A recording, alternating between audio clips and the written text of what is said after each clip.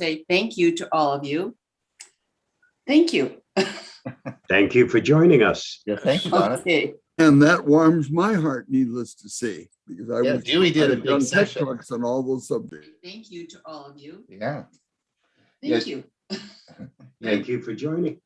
Dewey did a very excellent show on a Lowcast, and he gave a good talk on that. So that's great. So people are listening. That's great. I like it when people are listening and learning something. It makes all the effort worthwhile, right? It does. So yes. Huey, can you hear me? Did I suddenly go dead? No, you're there. fine. Oh, okay. Everybody else is quiet. I thought, Yeah. oh, why is everything quiet? So we Bill has a started. hand up. You have a question from Bill H. Okay, Bill, go ahead. You're muted. Okay, am I there now? Okay. Yep. Yeah, go ahead. Yeah, the live transcript, Jim Gold and I figured it out yesterday on their show. That is really handy to break it out, and it's just like on-time closed captioning for those of us who have hearing issues. It is. Now, what are you talking about? Are you talking about the transcribing from Microsoft Word? Or are you talking about... No, from Zoom. Oh, from Zoom. Okay. All right. Good. Yep. Somebody Because- just turned it on. Yeah. Yeah. Just turn it on. Because this week, well, I'll be talking about this a bit on the show, but for the premiere service, Hewie's talking on transcribing from Microsoft Word, which he did a year ago. And, you know, I use that. I like doing the show with Hewie because I learned so much from Hewie. He did a great, I use this whole trick all the time where you can take a video and transcribe it with Word, but you can only do it online, the online version, and bingo, it gives you the transcribe of the whole video. So I use that all the time. So thank you, Hewie, for doing that. We have the closed captioning turned on here. I don't see it down at the bottom. Unless they've moved it. Do I turn it on or does Yeah, you have to, yeah. Do I turn it on? Is it in settings? Yep. I don't want to go there right now. So Go to your more. I think you might be able to do it there too. No. The only option I have is to stop live streams, which I don't want to do. It just came up a little while ago that it was turned on. I don't see it on mine. Let me go to full screen. But that might be the difference. Yeah, let's try that. No, I don't see it. No, it did show up yesterday down there at the bottom.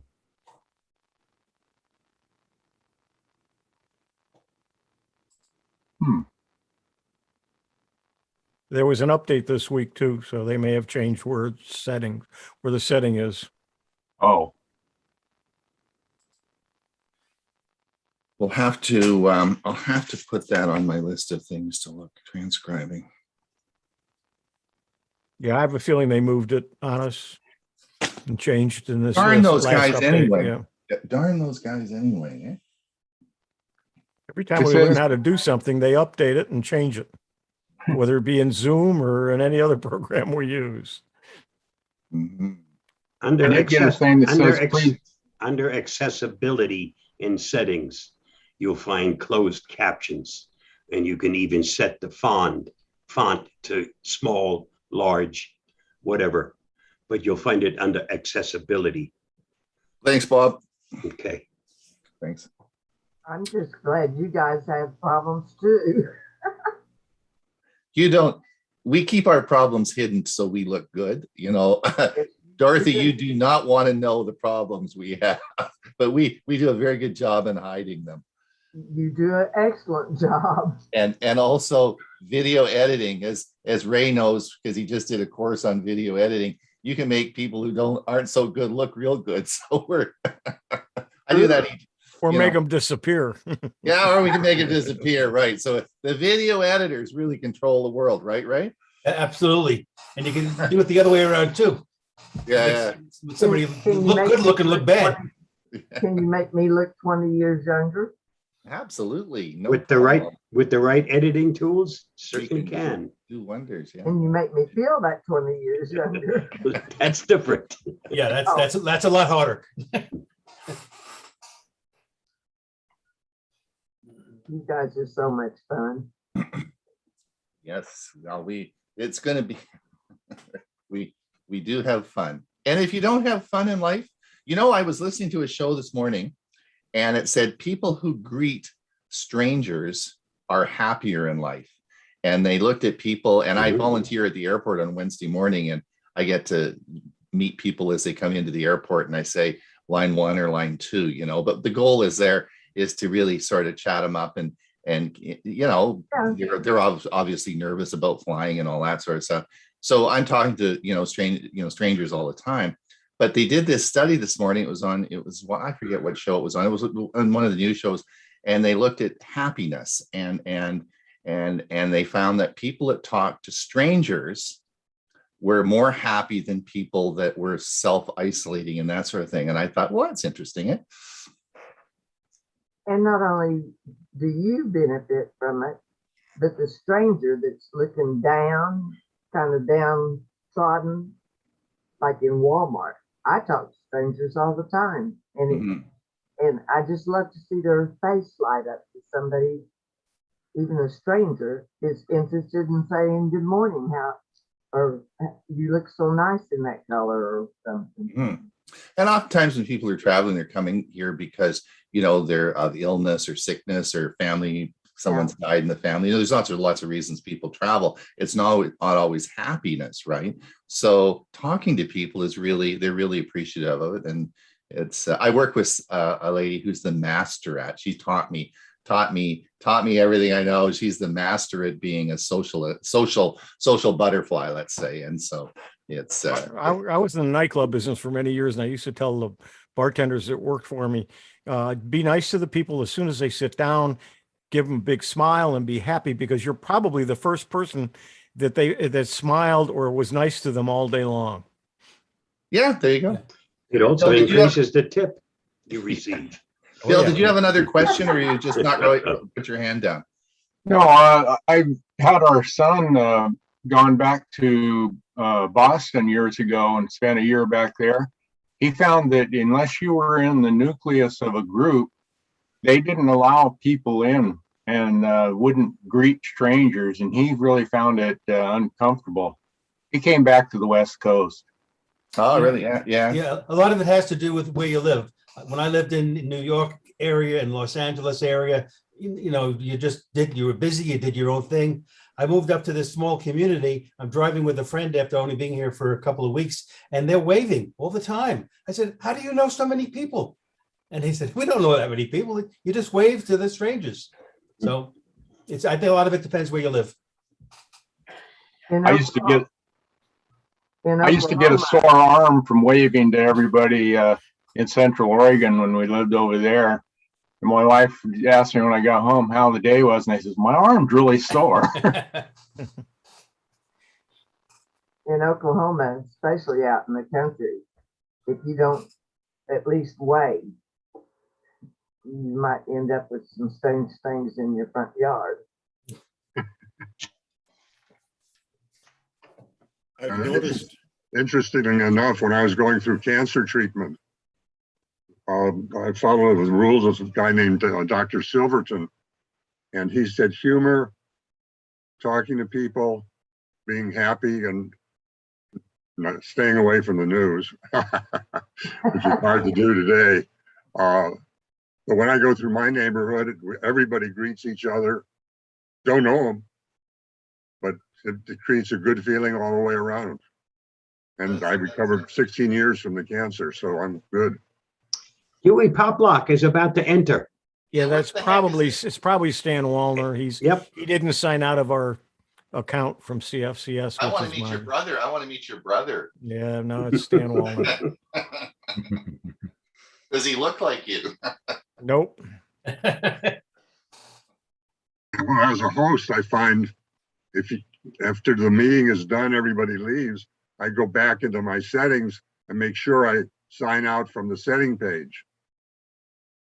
So I'm totally exited from that before I go to open up another account in Zoom for, the meeting. Should do that with all accounts. It's not security conscious. If you go to your bank and then you just get out, you should always sign out before you leave. Because sometimes if you don't sign out, somebody else could sign in. Yeah, now I'm presuming that was Stan Wallner, and I changed the name if it was one of the other people that used the account. Yeah, it's Stan. 'Cause No, that's Stan. he's there. Yep, there he Yep. is. Stan, I changed your name from me to you. Is it Dr. You or me you? Hey guys, guess what? Computer 8 has arrived. Oh, really? Are you Oh, on that's it now? Yeah, I'm on it now. I spent an hour yesterday trying to restart it because it froze. With this PIN accounts and fingerprints and all of that crap, I got to that account and then it said, you're done. And I couldn't close the screen. So I did what you experts do. I Googled it and found that if I restarted it multiple times, Yep. that might work, and it did. But I really like the computer. It's a Lenovo Yoga, and it's a flip with a touch screen, great keyboard, an incredible screen. Windows or Chrome? Windows. Now, being the president of a PC club, I'm sort of confined that I better have one. I guess so, eh? Yeah. I guess Well, so. I have the Asus. What is it? Flip? Flip, and it's pretty good. I like it, but it still doesn't do what the PC will do as far as when you get more complex. It's getting there, I noticed. But What processor did you get? Ryzen 7, Ryzen 7 with the Radeon Ryzen, 7. Ryzen 7, the Radeon graphics. Yeah. Radeon graphics, a gigabyte SSD, and 16 gigabytes of RAM. So getting all the wires and all that figured out which one goes where and what have you. Thank you, Hewie, for the tip on the 10 extension hub, because I needed that. Yeah, the one I have is even more than that.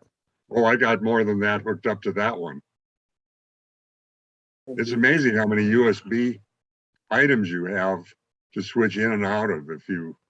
Mine's got 16 Oh, I got with 10. with a button for each one, so I can turn them on or off. Yeah, I like that feature. I like that you can daisy chain them too. Yeah. So I'll give you progress reports. So this is a laptop, right? Yes. Good. Judy said you were buying an all-in-one, and I was kind of curious about this. She accused me of talking you into that. I said, nope, had nothing to do with that. No, I looked at what she had and I thought it was pretty neat. But then I looked at my space and my lifestyle, and I decided being able to move it from one place to the other really made a lot of sense. Now I just have 4 computers to get rid of. I think I may invest in one of those degaussing things to kill the hard drives. Yeah. My curiosity is how many, all these connections, what are you connecting to it that requires a hub?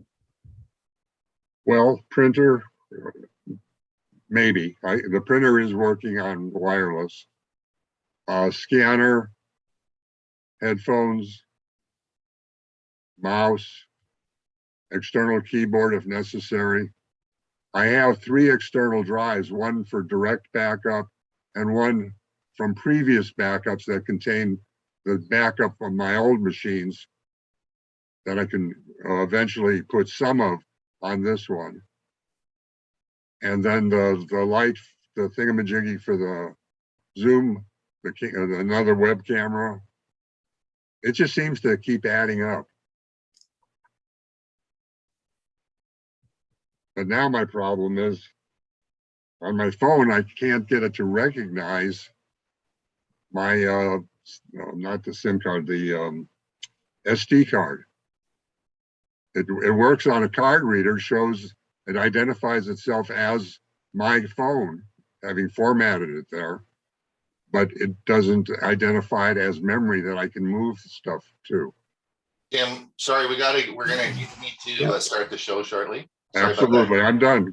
And then, okay, we've got, we'll certainly, we've got lots of time in the question and answer, but we need to get ready to start the show. Ron, I think you changed microphones. Yeah. You're on the wrong microphone. Am I on the wrong? Yep. Greg Farr, your image is very blurry.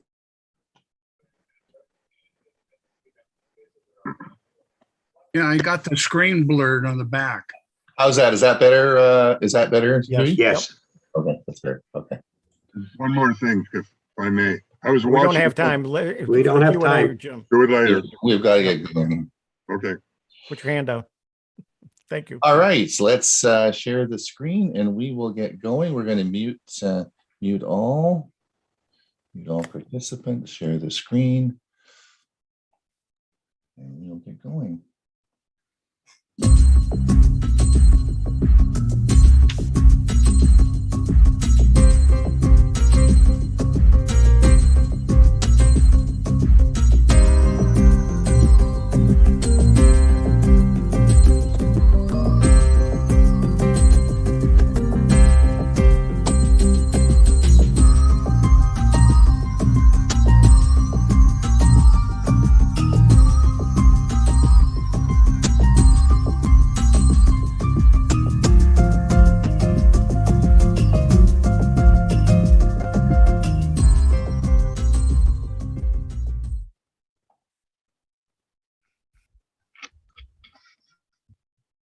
Tech for Seniors, August the 30th, episode 75. Welcome, everyone.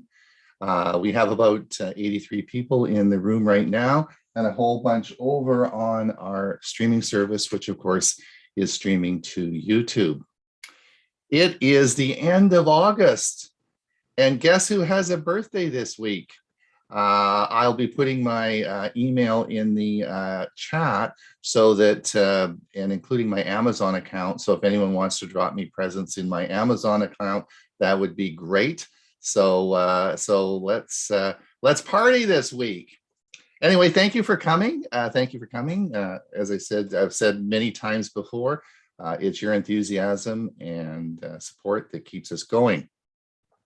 Ron, we're on full screen view, or I mean, gallery viewed. Is that what you want? You can change that yourself, Dewey. I can't. I'm locked out. I don't have that choice. All right. That is an individual choice on what view you have. You can choose that on your own machine. Yeah, mine's been turned off. Okay. So we are, yes, so we have a big show for you today. We'll be doing lots of things. We of course are taping this, and we'll have this recorded and up online for you very shortly after the meeting is finished. We will the premiere service, as you know, we ran a so the meeting will finish at 10, and then we have a question and answer period, and then at half past the hour we have our premiere service. And today we are going to be talking about, Hewie is going to be talking about transcribing in MS Word, which was great. And he did that 1 year ago. And then the interesting thing about it, excuse me, is that Dewey was 1 year ago when he joined our staff. Sorry, sorry. Dewey was 1 year ago when he joined our staff. So yes, this is a 1 year anniversary for Dewey, and he did an excellent talk on speech recognition or voice to text. And so Dewey will be doing his set. It'll be recorded and it'll be played in the premiere part of that. And then the last thing is I'm doing a segment from our Chromebook series. Now, Hewie and I did learning Chromebooks last Thursday, and we had our usual gang of about 45 people that came, and we had a great session. You know, Hewie and I put a lot of work into that, and we record a lot of good content for those series. And we've done it for a year now, and it's once a month. So we have actually a body of work there of 12 sessions. We'd really like your help in spreading the word so that we can, in your computer clubs and so on and so forth, please sign up, and we'd like to really see more people come. We put an awful lot of work into it. And I know that if you spread the word, that we'll get more people signing up and more people coming. So because for the same reason we're doing the premiere service, we want to take some of that work that we've done a year ago and put it back forward into the premiere service so you can use it and see it and maybe use it in your club. So I'll be talking on how to update your Chrome OS. That was one of the things I did about a year ago. So that will be added. So there'll be a bit of Chromebook stuff now in the premiere service. The premiere service is for you to, they're the articles that we've done, and they're just cut into this so they're easy for you to find and use in your clubs. So hopefully that will work. I just quickly wanted to show you something. Let me just share my screen. Let's share my screen now. And guess what? I got my Samsung Galaxy 4 watch, and I got it before Dewey. So as you know, Dewey and I both bought the Galaxy 4 watch. You'll be hearing a lot about it. It's a very hot watch. Lots of topics. There's at least 10 or 15 articles a day come out on it.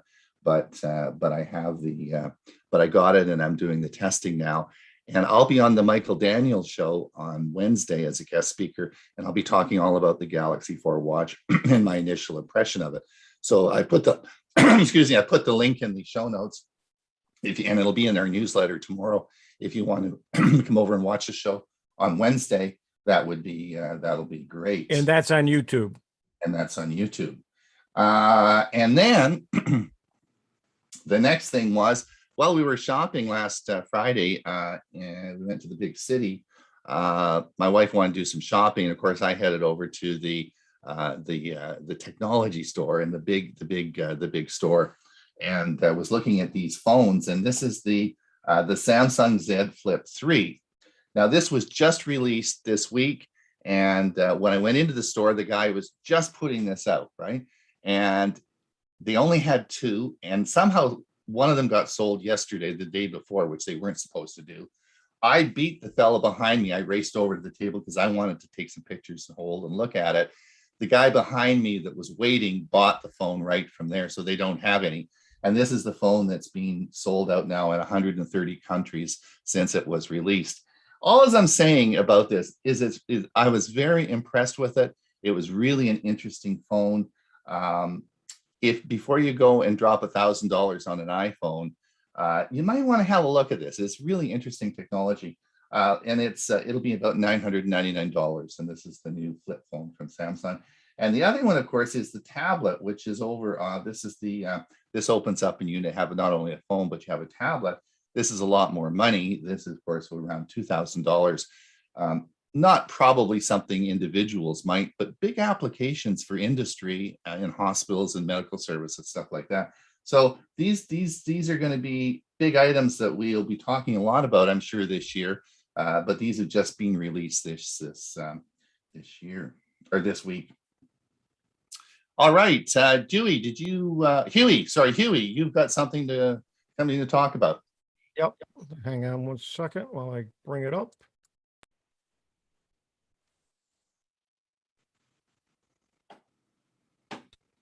Hi, Tech for Seniorites. I'm Hewie Poplock. Today I'm going to do a reminder on meeting etiquette. Remember to turn on the camera. Use the video option when possible, but I'm going to talk about some exceptions as we go along. Stay on mute if you're not talking. Dress for the meeting. Don't wear pajamas or other clothing that if you should stand up, you'd be embarrassed about. Stage your video area. Remember that what's behind you is visible. Your dirty laundry, your messy desk, your messy dresser, and so on. So stage your area. Clean it up some. One person I know cuts a big box open and puts it behind them as a plain brown background and hides everything. Or you can use the virtual backgrounds that are part of Zoom. Remember that more light is better. Then the light should be in front of you, not behind you. When the light is behind you, you're too dark and we don't get to see you. Don't be late. Be on times. Try to look into the camera. Do your own tech support before you start. Go to zoom.us/test and you can test for your camera, your microphone, and your background. Don't eat during the meeting. The one exception, of course, would be water or coffee. But still, it's good to mute even when you're doing that. And don't do other private things while you're in a meeting. Don't get up and go into the bathroom and forget to turn off your microphone or camera. Don't stand up and do other things. Don't tuck the shirt into your pants. Don't collect other things around the room. Whenever you get up, make sure you turn off the camera. Sit still. If you leave your seat or move from room to room, be sure you turn off the camera. Close the door if possible. Be mindful of background noises. In some cases, there's no door to close. Your kitchen is directly off the living room where you are. But be sure there's not a lot of movement in the background. Ask your wife, your kids, to stop movement or not to be on camera during the meeting. When your microphone is not muted, avoid activities that could create additional noise, such as shuffling papers, hearing your phone ring, or your computer making dings and noises when you get messages. Remember, no pets, kids, or spouses. The exception with your spouse is if they're joining you with the meeting and they're sitting next to you. And don't multitask. Thank you very much. Thank you, Hewie. I guess really what you're telling us, we're not watching television. We're watching a two-way show, right? We're really watching both sides. Right. And a lot of people are watching you and you don't realize it. That's right. That's right. So please, if you have to get up and go someplace, just turn your camera off and then turn it back on when you come back in. That will work great. All right, Bob, are you ready to roll? I am. You gonna tell us all about the bad guys? There aren't any bad guys in the world today. I don't know about that. Here is the Avast Security News Roundup for the week ending August 27th, 2021. We do. You do? Yep, sounds fine. That's strange. Sounds fine. Okay, here is the Avast Security News Roundup for the week ending August 27th, 2021. President Biden calls meeting with tech CEOs.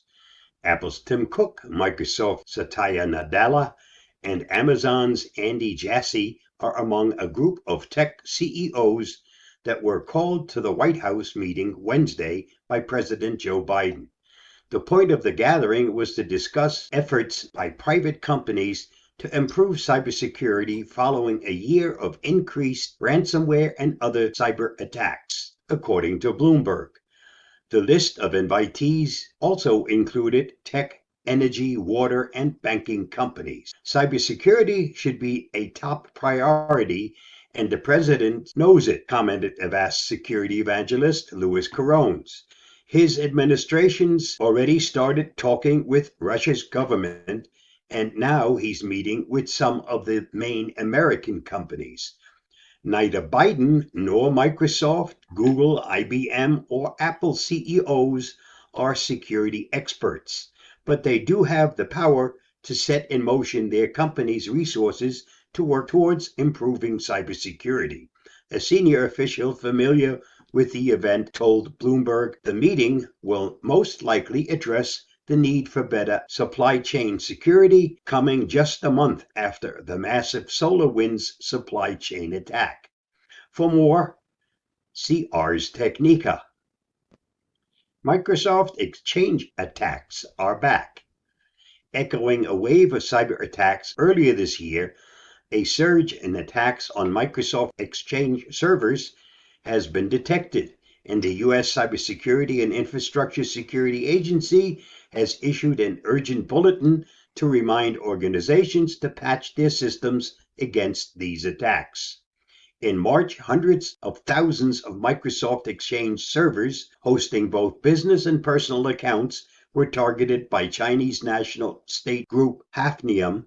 The attacks this round differed from the Hafnium attacks in that they target a different vulnerability, Microsoft's proxy shell. All businesses, including small to medium businesses, are advised to protect their systems. For more, see Cyber Scoop. A massive IoT botnet infects routers and repeaters.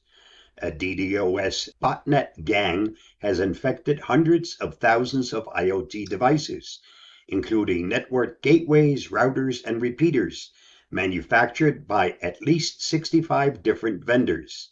The vulnerability is in the software development kit that ships with Realtek chipsets, which are basic system-on-chip boards around which device makers can build their firmware. Over 200 device models are vulnerable, with the most common being the Netis E1 Plus extender, Edimex N150 and N300 Wi-Fi routers, and the Repotech RPWR5444 router. For more on this story, see The Record. Consumer Reports publish a digital guide to breaking up. To ease the heartache of an ended relationship, Consumer Reports has published a digital guide to breaking up, subtitled How to Reclaim Your Online Accounts After a Relationship Ends.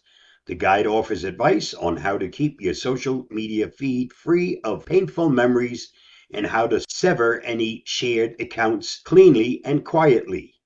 The first task is to make a thorough list of shared accounts, as long-term relationships may have led to more shared accounts than one might immediately remember. Other helpful tips include how to change your password for services such as Amazon Prime Video, Apple TV, and HBO Max. Activists' iPhone hacked with zero-click attack. Internet watchdog group Citizen Lab, based at the University of Toronto, reported that it identified 9 Bahraini activists whose iPhones were hacked, some using zero-click iMessage exploits, with Pegasus spyware between June 2020 and February 2021. Citizen Lab feels confident that Bahrain government is behind at least some of the attacks. The targeted journalists included members of the center-left political group WADE, the political opposition group Al-Wefaq, and the Bahrain Center for Human Rights. The zero-click attack required no action on the part of the victim and completely circumvented Apple's blast door security. Citizens Lab has dubbed the attack forced entry. Here's some additional advice on the recent T-Mobile data breach. On August 17, 2021, T-Mobile learned that a bad actor illegally accessed personal data. If you or someone you know are a current or former T-Mobile customer, there are actions you can take to protect yourself. First, T-Mobile has set up a page on their website describing what you can do. This includes 2 years of free identity theft protection from McAfee and T-Mobile account protection. You can also change your password to something complex. Change your T-Mobile PIN and turn on multi-factor authentication for your account if you do not currently use it. Former customers should go ahead and delete their unused account with T-Mobile. Currently, there is no way to prevent your data from being exposed in a breach, so it's crucial to take the necessary steps to mitigate the damage to you and your family. This week's must-read on the Avast blog. After receiving a call supposedly from the CDC, Avast senior writer Emma McGowan discussed with Avast Threat Lab how one can spot signs that they've been on the receiving end of a phone scam. Read the blog post for many tips on how to handle these cases securely. You may also find my video on all about phishing scams right from the fish's mouth helpful. And that wraps up this week's Avast Security News Roundup. Stay safe, stay secure, and I'll see you again next week. Bye-bye. Thanks, Bob. That was, I guess we still got to keep our guard up. Yes, you do. Were you going to do the title fraud? Yeah, let me change it over. We'll be having, after Bob, we're going to have a special treat for you today. You get to see Camille Hooks is here. She's going to talk on the Buzz Club. Remember 1 year ago, we had her talk about the Buzz Club. And I can say that Gail and I have had a lot of fun with that. And I'll tell you about that as soon as Bob gets finished here. Home title fraud. What is it? Home title fraud occurs when someone obtains the title to your property, usually by stealing your identity, to change ownership on your property title from your name to theirs. The fraudster can then secure as many loans as possible using your equity as collateral. The real homeowner is often completely unaware of the scam until the lender starts to send letters indicating they intend to foreclose on the home, or when you decide to sell your home. Home title fraud offers a potentially lucrative payoff for criminals skilled in identity theft. So how often does home title fraud happen? Home title fraud, which was once considered rare, is now seen in some circles as one of the fastest growing cybercrime schemes in the country. In particular, the concern surrounds wire fraud, as the FBI reported 301,580 wire fraud complaints in 2017 with losses of $1.4 billion. Looking at just the real estate and rental industry, more than 9,600 victims lost over $56 million in 2017, according to the FBI. Home title theft has become a growing concern in the cybersecurity business, with FBI reports and other data supporting that. According to the Journal of World Economics Research, deed theft amounted to $547 million in 2020, quite a jump since 2017. So how does home title fraud happen? Home title fraud is usually a result of identity theft. Many transactions and documents requests are done online, which can increase the chances of criminals stealing information. Older people are the most common targets because they typically have more equity in their homes and may not be as online savvy or pick up on signs of fraud right away. Other targets of home title fraud are people who own second homes, vacation homes, and real estate investment property. This group of homeowners may not pay as much attention to these properties as their main residences and may miss notices or bills such as property tax bills, foreclosure notices, or past due notices. This gives scammers more time to commit fraud, and homeowners may not learn of these issues until well after the crime has been committed. Another criminal tactic that has grown in popularity is phishing emails that ask a homeowner or home buyer for their personal information so they can obtain their home title.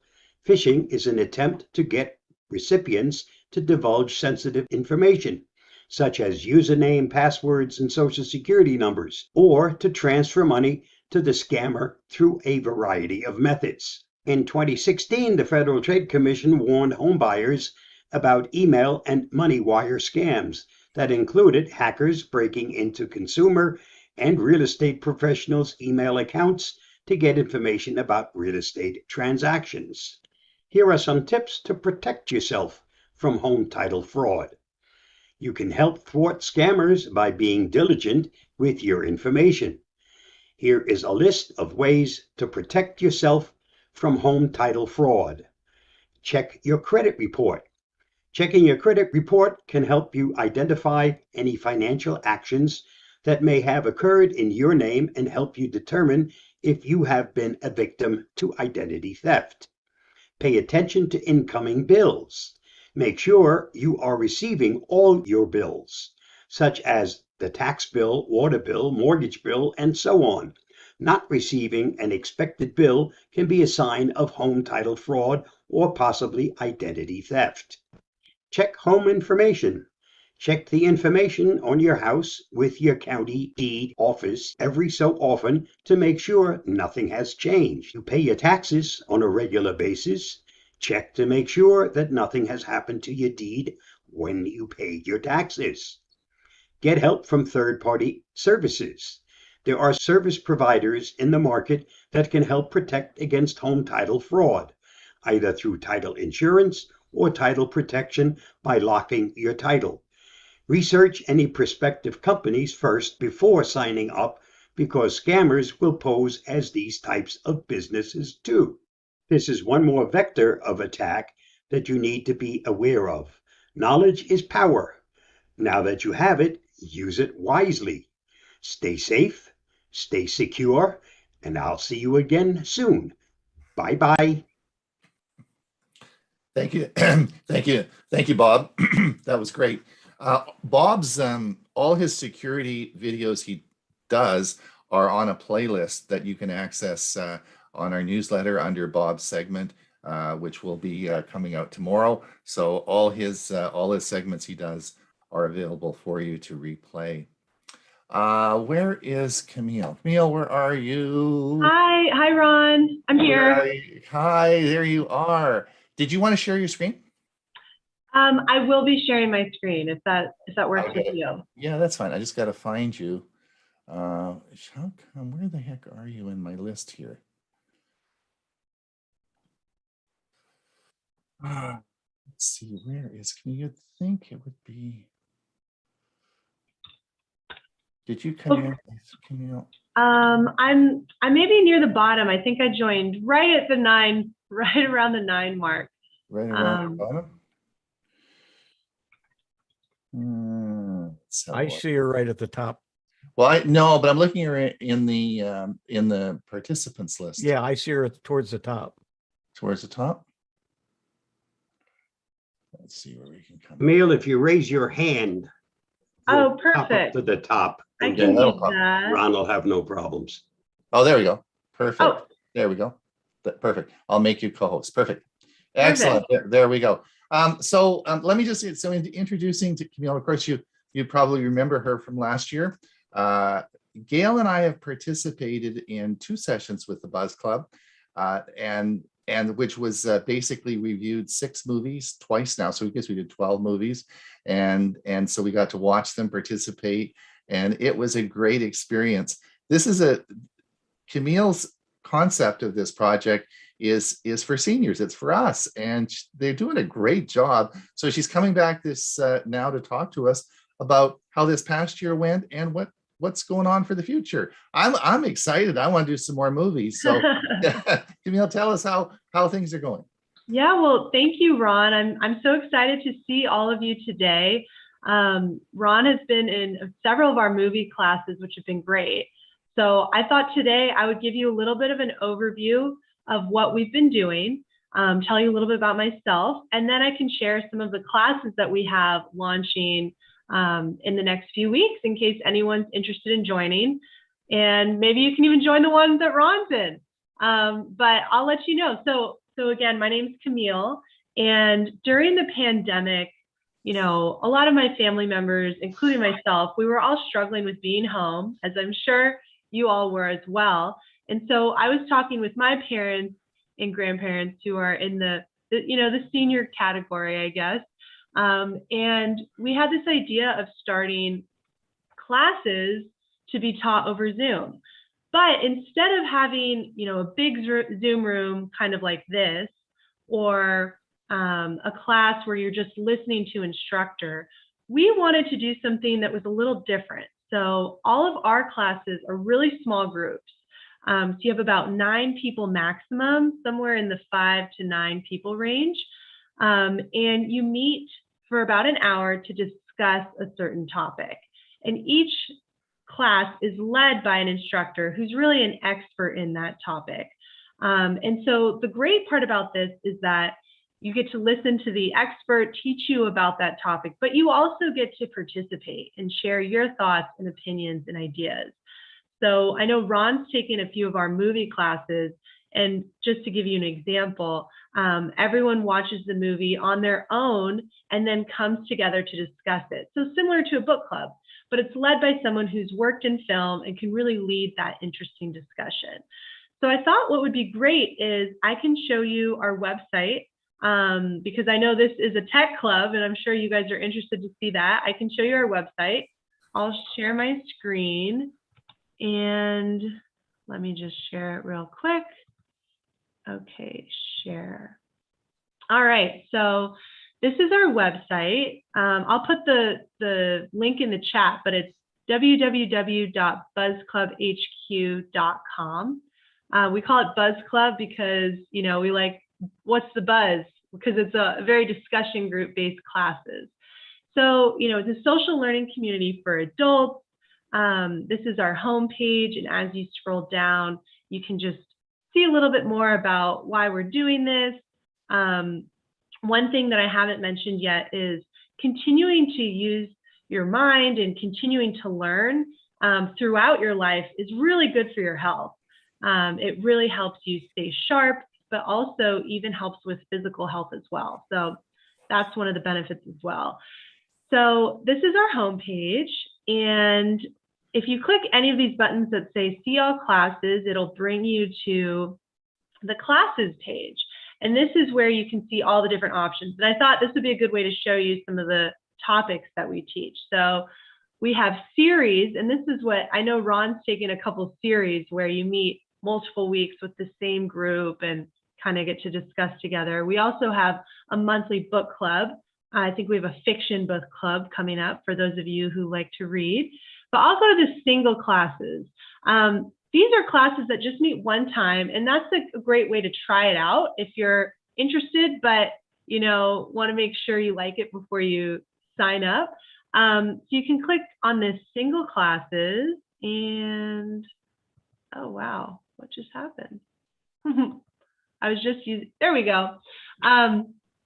So this is where we have all the different topics that are coming up. So you'll see we have everything from art to short stories.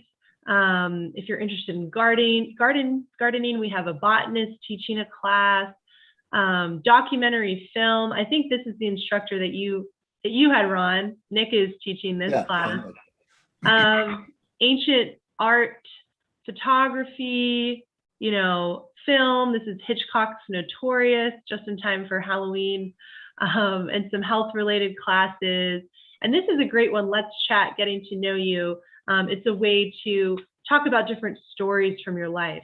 But basically, if you click on any of these, maybe I'll start with this short story discussion. You click on that, you can read the title, you can see when the class is, what time, and then you can click sign up. But if you scroll down, you can also read an overview of this. So this is just telling a little bit about the class. Everyone's going to read this short story together, and then you also get to see a little bit about the instructor. And Jim, in this case, he's a published author, he's won a bunch of awards, and so he's really excited to teach this class and get to know you through it. So that's a little bit about Buzz Club. And I was thinking that, Ron, I'd love to hear a little bit more about your experience in your Buzz Club class. So do you mind telling a little bit about the class you took? Because I'm sure everyone would love to hear from you and not just me. Sure. I'll tell you my experience. But the important thing that was different about our experience was it was a couple's experience. So Gail took it with me. My wife took it with me. None of the other in the two classes, there weren't any couples, but we took it as a couples class, and that was fun because we got to watch a movie. You know, Gail and I don't see a lot of each other through the day because we are busy people and we've got lots of things happening. But we were forced to sit down, watch a movie, talk about it. And then on Sunday afternoon, we spent an hour with a group of people talking about the movie. So not only was it interesting, but it was a great thing to do with your partner, right? So doing it as a couple, I thought was a great idea.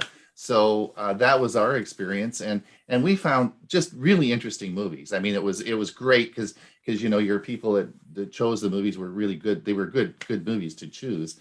And it opened up a whole bunch more for us. So it was a great experience. It really was a great experience. I can't tell you. I can't tell you. And you know, the thing about it is most people who did the first course did the second one too, because they liked it so much, right?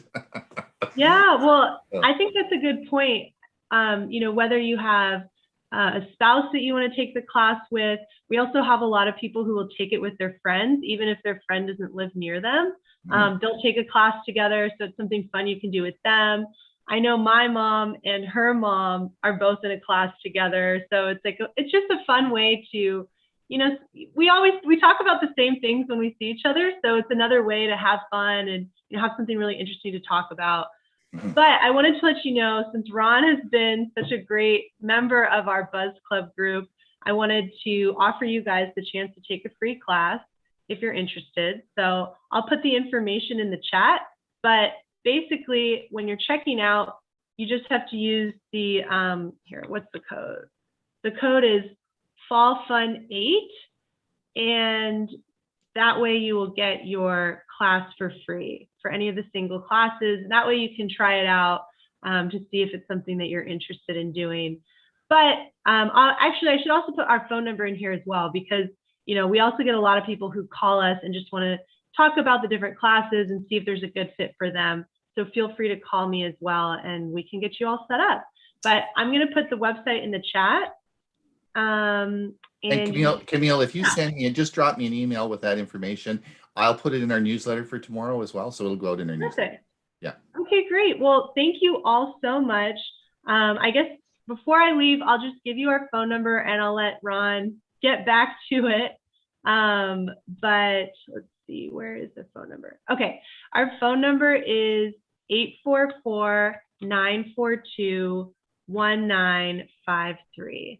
So thank you so much for having me. I love seeing all you guys, and I'll let you get back to your club.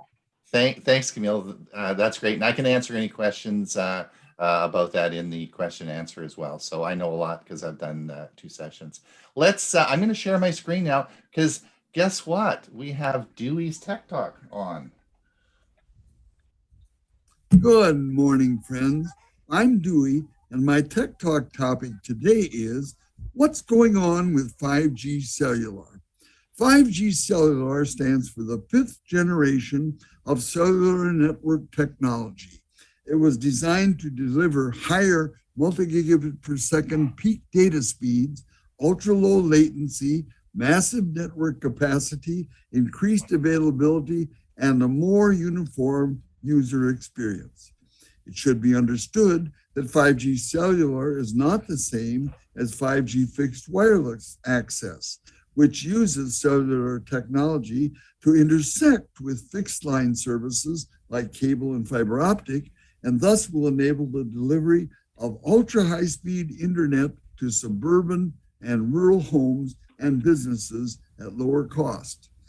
5G fixed wireless access is a highly important topic on its own, but there's not enough time for me to cover it today, so let's get back to 5G cellular. In a recent article at cnet.com, Eli Blumenthal wrote that U.S. carriers have had a history of twisting their stories when it comes to wireless technology. Back when 4G technology was young, AT&T, Verizon, and T-Mobile opted to rebrand their 3G networks to take advantage of the hype that was going on. Ultimately, the industry simply settled on 4G LTE, one technology, one name. 5G cellular has similar problems.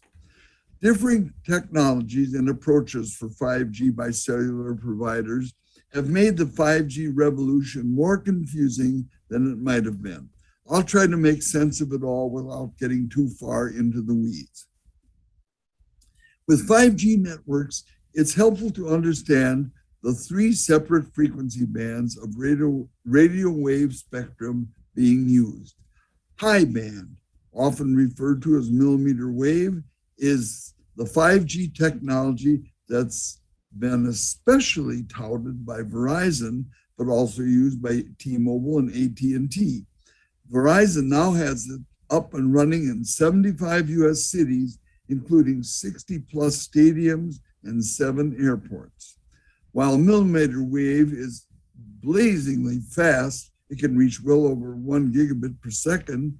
This high-speed 5G struggles to penetrate buildings, tree leaves, and so forth to reach further than 500 feet. I'll tell you, it's sort of like a souped-up Wi-Fi hotspot that's impaired by obstructions. Low-band 5G, on the other hand, has lots of range, but lower speeds. It's also used by all US major cellular providers. Speed-wise, low-band 5G is now often faster than the present 4G LTE, but has the good coverage of 4G LTE. This allows low-band 5G to blanket large areas with excellent cellular service. Mid-band 5G represents the sweet spot of speed and coverage. In fact, the key reason why T-Mobile bought Sprint was the rather ideal mid-band spectrum that Sprint owned. Neville Ray, T-Mobile's president of technology, said recently that their mid-band 5G now covers 37% of the US population. He predicts it will grow to nearly 60% by the end of 2021, this year, nearly 75% by the end of 2022, and probably 90% by the 2023. By the way, our daughter Julie has had T-Mobile service for over 14 years and thinks their customer service is exceptional. I might add that earlier years she had a lot of coverage problems. It's gotten a lot better, but they still can't get T-Mobile at their Wisconsin cabin in Cumberland. Verizon's mid-band 5G is called C-band, which uses spectrum in the 3.7 to 3.9 gigahertz range, while T-Mobile's mid-band 5G is at 2.5 gigahertz. Excuse me. The companies are in something of a tug of war regarding which is better. T-Mobile seems to be winning because its 5G coverage is better and costs less to deploy. Also, FCC power rules provide greater flexibility for T-Mobile's 2.5 gigahertz compared to Verizon's C-band, which has only 2 power levels, one for rural location and one for non-rural. Here's a graphic by T-Mobile comparing their 2.5 gigahertz to C-band. Now, you'll take a note that the 2.5 gigahertz extends out 1.5 times further, about half again as further as C-band. Now, this also means that whoever has C-band, like Verizon, needs to have 150% more or 1.5 times the propagation sites, to carry it. So it's more costly. Costs 1.5 times as much also. Though AT&T is sometimes thought of as the third US carrier, they scored something of a victory in recent days. General Motors said on August 19th that it will add 5G connectivity from AT&T to its vehicles, starting with some models in 2023. This rollout is part of GM and AT&T's broad strategy to launch the world's largest fleet of 5G-enabled vehicles and is the culmination of a 2-year collaboration. GM provided the following graphic.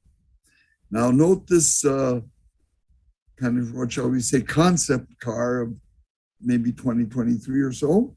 It has a 33-inch wide advanced LED display integrated into a single large screen that spans the viewing area for the driver and incorporates driver information, details, infotainment controls, and camera views. So that'll be quite the thing to have to buy a car with a 33-inch wide LED display.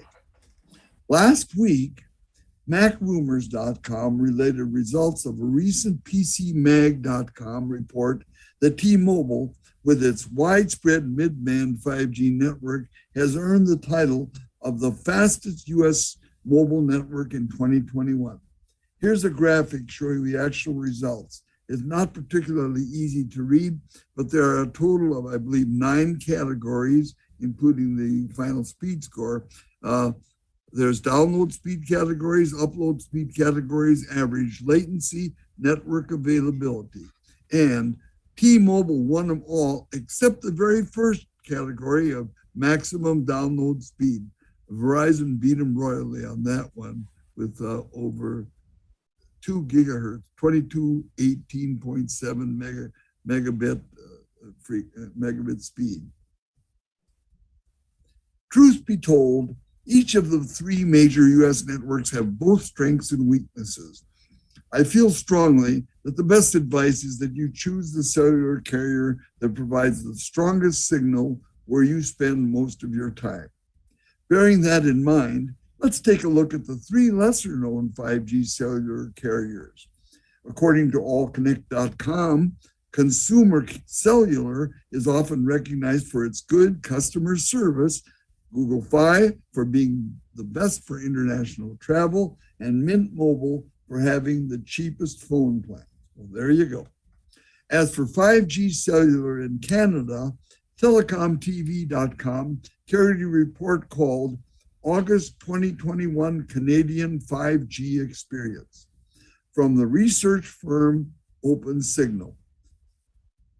Rogers Wireless, Bell Mobility, and TELUS Mobility are the so-called big 3 in Canada and provide the fastest download speeds according to the report.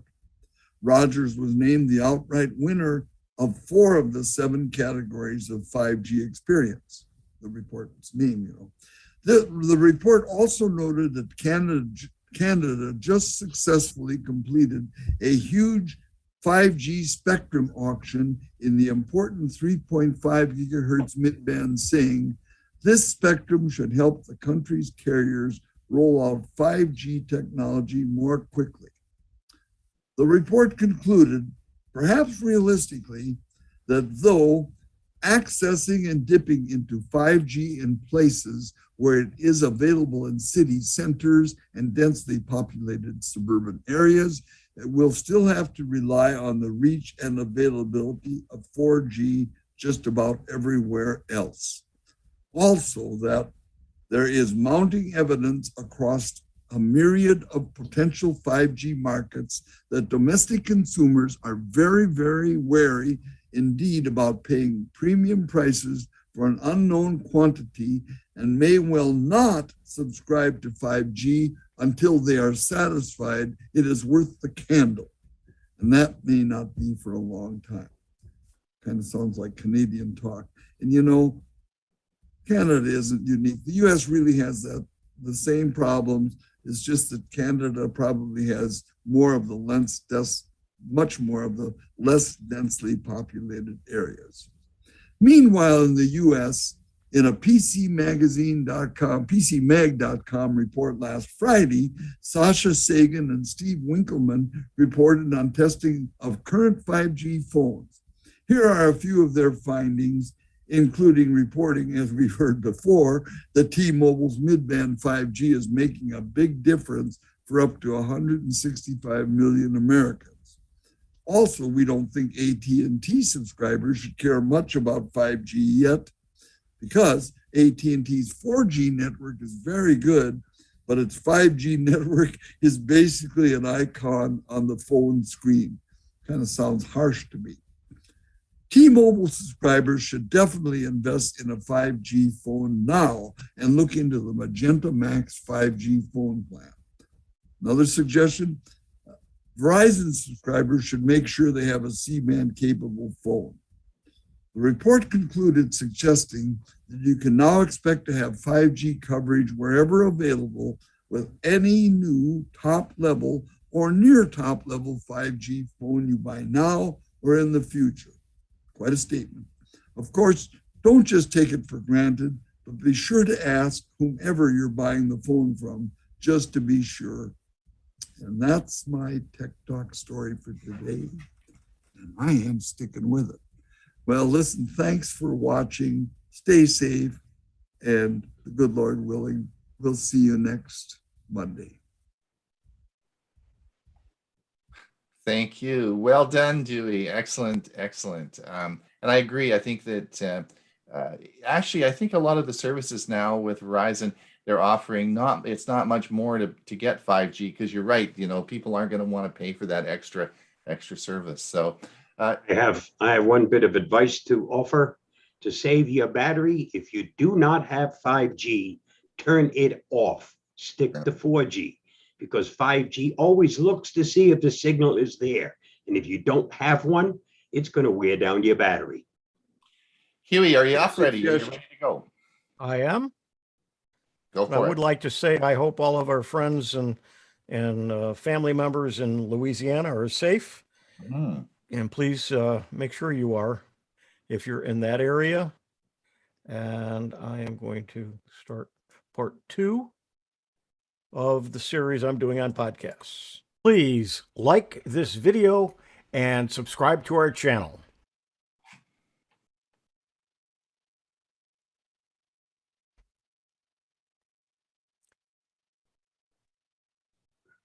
Podcasts, the series, part 2, how to listen to a podcast. I'm Hewie Poplock. This is part 2 of 3.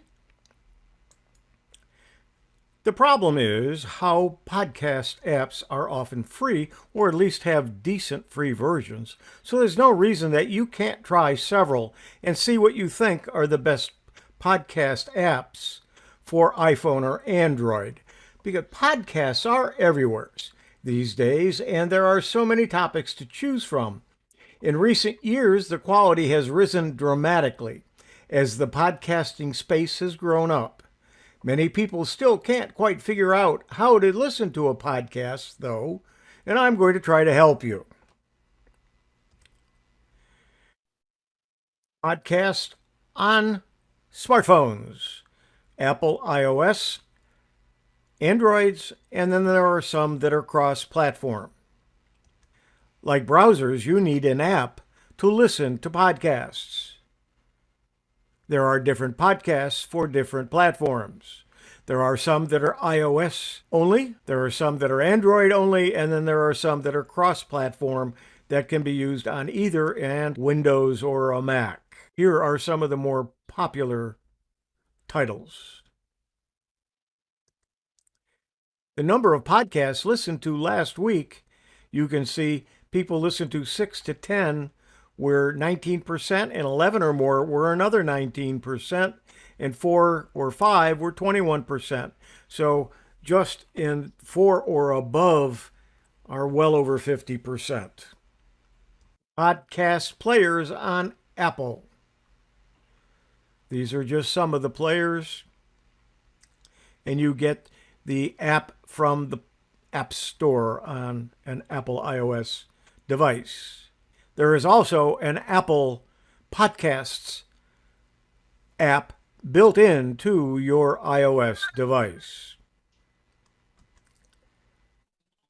On my Apple iOS iPad, here are some of the podcast players that I use: iHeartRadio, podcasts from Apple, Stitcher, and then TuneIn Radio and Spotify.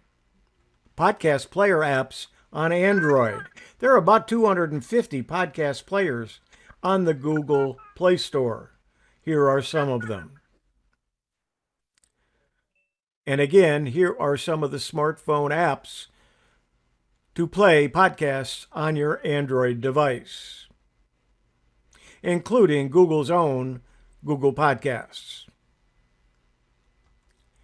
So, what you need to learn: how to listen to podcast shows, use the playback controls, follow or unfollow podcast shows, play episodes in order or play the newest episode first, download podcast episodes, delete podcast episodes, and mark a podcast episode as played. Each of the apps have their own way of doing each of these. So to go through each one of them, we'd be here a long time. But I am going to do a demo and show some of these items. So let's take a look at the demo.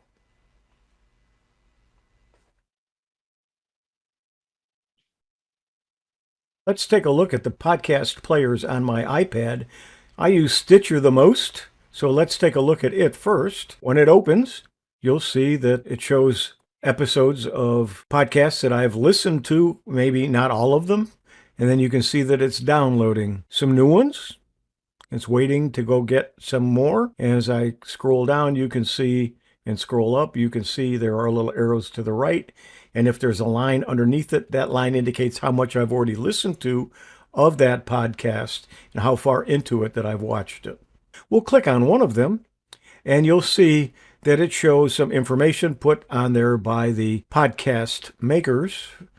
And there can be links, there can be information, and there could be nothing. Now, when we click on Discover at the bottom, you can see that I can go and find other podcasts to add to my list, and I can follow or not follow. I can just listen to a podcast from a series and then decide whether I want to follow them or not and have them added to the list. When I decide on one, I can take a look at it, see some of the articles. I clicked on follow, and so now I am following cast. So each time there is a new episode, it will be added to my list. Down at the bottom are my controls. You can see I can move ahead within any particular podcast. I can go back 15 seconds by clicking that. I can go ahead 30 seconds by clicking the other, and I can go to settings.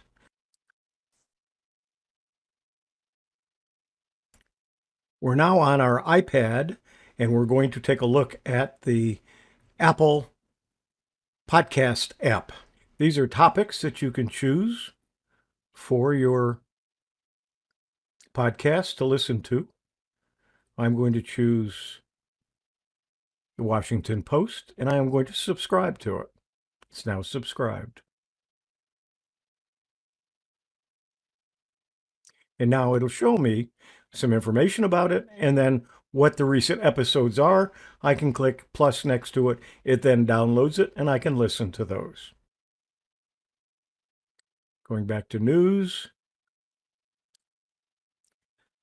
And we can see what's recently updated in my library. You can see the various topics under sports. You can choose the sport that you're interested in. Find weekly fan favorites, hear from the pros, sports and culture, more sports, and you can choose again your favorite sport and find more information. So here under football, you can see if you're a football fan, you might be able to find a podcast on your favorite team, your favorite college team, your favorite pro team. I like to listen to iHeartRadio for radio stations, but I also can use it and do for some podcasts. One of the things I do, if you look at the bottom, I listen to WDBO in Orlando in the morning because they have what I feel is a very good news program from about 5 in the morning till about 9. It's actual news. And there are settings in the iHeartRadio program. And a lot of the radio stations and TV stars have their own podcasts, and a lot of them are on iHeart. And there's 2 there. Joel Osteen. I will click on follow him. And Mark Levin, I'll mark that as follow. Or are those two different? So I'm following both of them now. And then I'm going to unfollow Mark Levin just to show you, you can unfollow anyone at any time on any of these podcast programs. So now I've unfollowed him. And so it no longer will download and add his podcasts to the list of ones that I haven't seen. And it will not delete ones I've already downloaded. I will have to do those manually, but you can see there's a whole bunch of podcasts that I've downloaded. May not have been things that I was interested in. So it'll help me choose as well. This has been Podcast, the series, part 2, How to Listen to a Podcast. And part 3 will be some of my favorite podcasts. Most of mine that I follow are technical and technology and topics, but I'll give you a list of some of them I listen to. Obviously, because of copyright issues, we can't play them or parts of them, but you'll be able to go listen to them yourselves. Thanks, Huey. Ray, just before you're up, I want to say thank you to everyone on YouTube who's been listening. We have about 10 spots available on our Zoom meeting. If you want to come over here for the Q&A, that's great. We'd be happy to have you. But at this time, we are going to move on with our music.